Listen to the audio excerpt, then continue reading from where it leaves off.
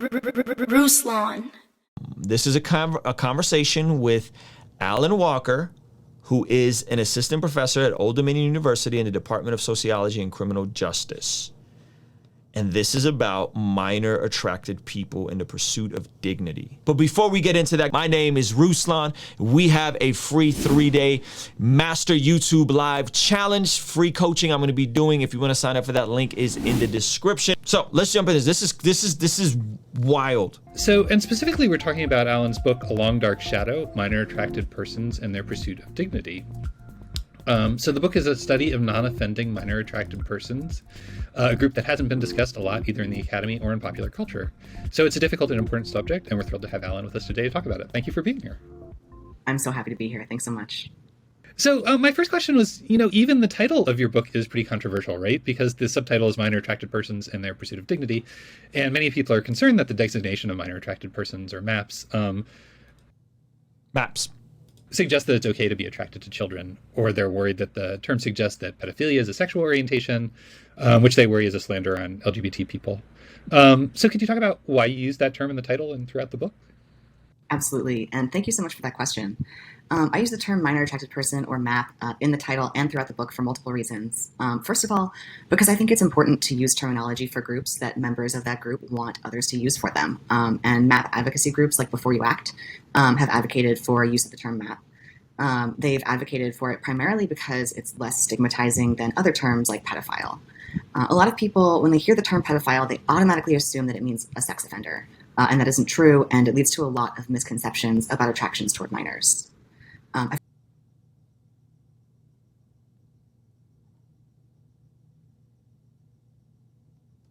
Yeah.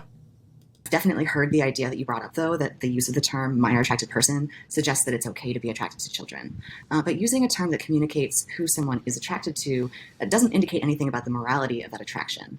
From my perspective, there is no morality or immorality attached to attraction to anyone, because no one can control who they're attracted to at all. Is that true? Is that true? No one can control who they're attracted to at all. Well, we know that Jesus said, if you lust after a woman in your heart, you've committed adultery. And there's a huge difference between acknowledging that, wow, God created this person and they are aesthetically attractive per the Western standard, versus saying, I am sexually attracted and I get aroused when I see this person. Right? And maybe this is like extra triggering for me because I am a victim of assault as a child. And so this is like extra infuriating to me. But I think there's a massive difference between saying, oh, this woman is a beautiful woman. Great. Versus saying, this woman is a beautiful woman and I'm going to view her as an object and I'm going to think about her and what she would do and this and that and get aroused and excite myself. Right? It's not the same thing. So you can't control who you're attracted to. I do every day. I control myself being attracted to my wife. I don't get aroused to other women regardless of how attractive they are or how aesthetically pleasing they are to the Western standard of beauty, which, by the way, the Western standard of beauty is not very complicated. It's literally about a specific BMI index, somebody being thin, and symmetry of the face. It's not super complicated. The more symmetrical somebody's face is and the leaner they are in the Western standard of beauty, they're going to be more attractive, right? This is really wild stuff, but let's keep watching. In other words, it's not who we're attracted to that's either okay or not okay. It's our behaviors in responding to that attraction that are either okay or not okay. So he's like, now who we're attracted to is okay and okay. No, I mean, I guess you got to define, what does that word attractive mean? Like, what do you mean by when you say attracted to? Because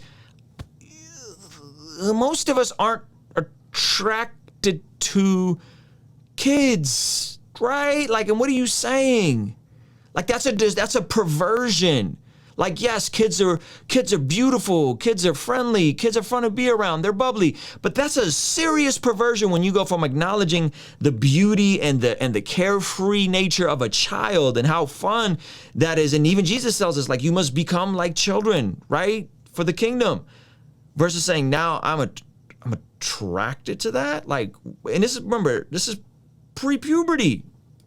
And I want to be extremely clear that child sexual abuse is never, ever okay. Well, thank you for being clear, at least on that part. But having an attraction to minors, as long as it isn't acted on, doesn't mean that the person who has those attractions is doing something wrong. I think we have a tendency to want to categorize people with these attractions as evil. As evil or morally corrupt. But when we're talking about non-offending maps. See, and this is the issue with the worldview that's void of Jesus. Because when you look at Jesus, he has no problem with just saying, look, y'all all evil. Right? Those of you who are evil know how to give good gifts? What more will the Father do for you? Right? Jesus is like, look, y'all all evil. You guys are evil? You guys are evil. You guys are wicked. Right? You who are evil know how to give gifts to your children. So you're evil, but at least, you know, even though you're evil, you're still created in the image of God, and you know how to give good gifts, right? That's hopefully you guys know the passage I'm referencing, right? And obviously there's none righteous, none one. But I don't think Jesus had any issue with just saying, look, y'all all pretty jacked up. They're viewed as evil. Well, yeah. As evil or morally corrupt.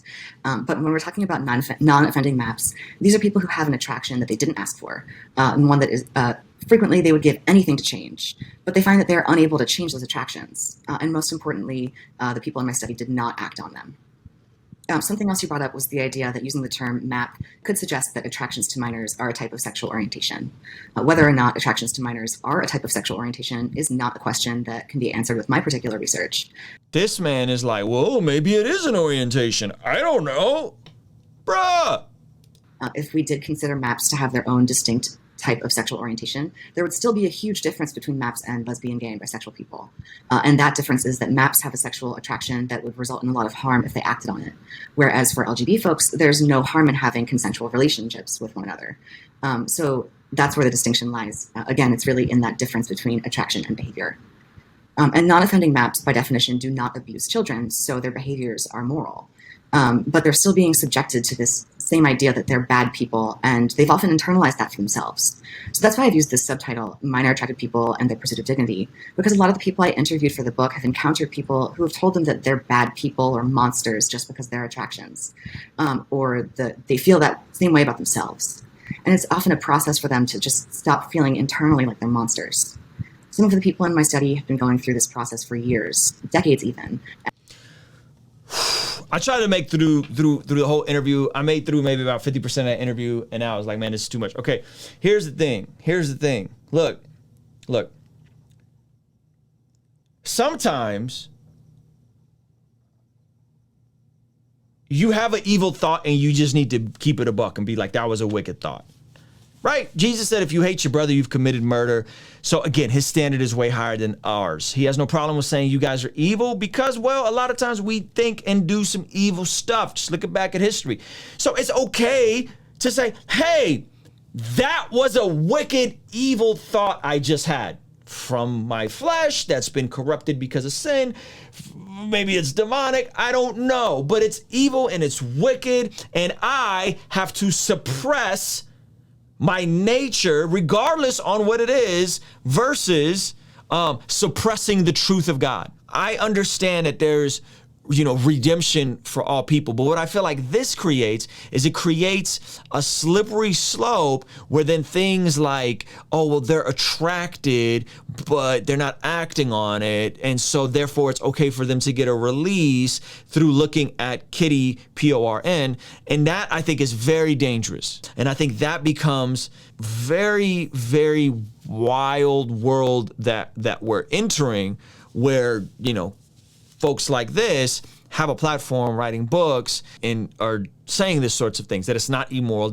I think the reason why these maps are going to therapy and support groups is because they know that it is immoral. I think that's literally the whole point. Something's wrong about me. I gotta suppress and kill these desires, right? So if you're a map and you're like, yo, I have these suppress that junk, kill that junk, destroy that junk. In the same way A lot of brothers out here, you gotta suppress and kill porn in your life. You gotta crush that. And some of y'all out here, y'all wanna have multiple partners. You wanna hook up, you gotta suppress that too. You gotta suppress it all. Kill that sin, or it will kill you. The odds here are so much higher though, because unlike regular sexual immorality, where it's you and usually a consensual person, now you're involving a child, fam. So your degree of needing to kill it better be on a whole, you better have a whole nother vigilance, right? And so, hey, there's folks that have gone, 30, 40 days without food. There's folks that have climbed Mount Everest. Don't act like you can't suppress your daggone desires. Everybody can and should answer the glory of God, because of the natural order and the natural law in which God has designed us to thrive and flourish. By the way, this video got, they haven't turned this off yet, but this joint got 3,100 dislikes and 113 likes. So clearly people haven't fully gone off the deep end and lost their mind. Guys, kill your sin or your sin will kill you. And if you're dealing with attraction to kids, you really got to be vigilant. Like, you really got to go get therapy. You really got to put safeguards up, and maybe deliverance and everything possible, right? Professional help. Absolutely. All the above. The stakes are way higher, man. So I feel like this normalizes it a little too much. I understand he's trying to be progressive and empathetic and all that, but like, fam, this is normalized. When you start saying there's nothing morally wrong, whoa, like, you got to relax. And usually it is tied to a pattern of behavior connected to someone's childhood. Seldom does someone just wake up and like, oh, like, I want to do something wicked like that. No, it's usually because that happened to you.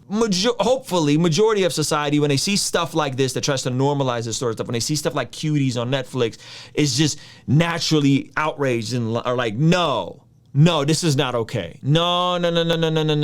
This is outside the lines of tolerance and empathy. This is now we're going somewhere else, right? So, man, it's wild stuff, guys.